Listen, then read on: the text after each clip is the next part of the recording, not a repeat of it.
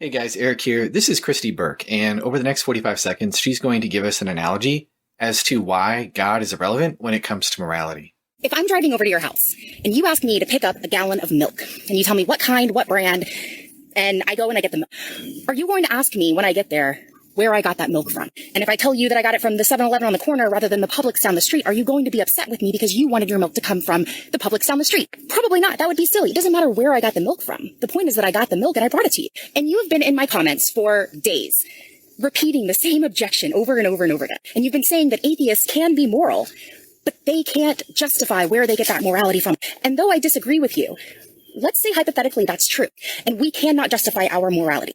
Yet we are still capable of being moral. We're still capable of coming to conclusions about what is good and bad, right and wrong. Okay, so for starters, the problem with this analogy is she assumes that there is milk to bring home from both of the proverbial stores. If this milk doesn't bang, you die. You know that, right? If there are such things as moral facts, you definitely didn't fetch them from the local Naturalism R Us. Now, when I say naturalism, I mean philosophical naturalism, which is the belief that all that there is matter, energy, and nothing else. But here's the thing, moral facts, if they do exist, cannot be natural facts. No doubt this is controversial because people like Kristi, who are atheists, consider themselves to be moral people.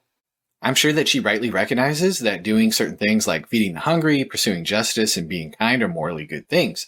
And she also no doubt believes that molesting children or being a racist or stomping on kittens just to hear them squeak is morally wrong. When we see those things, whether we're Christians or atheists or pagans, we don't just think to ourselves, well, that's not in keeping with society's norms.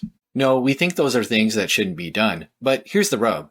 Can moral facts just be the same as facts of nature? I don't think so, because moral facts aren't about what is in the world, but how things ought to be.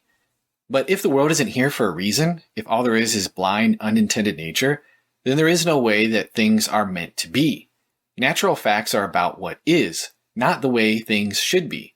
When sharks kill and eat other fish, we don't think that they did anything morally wrong.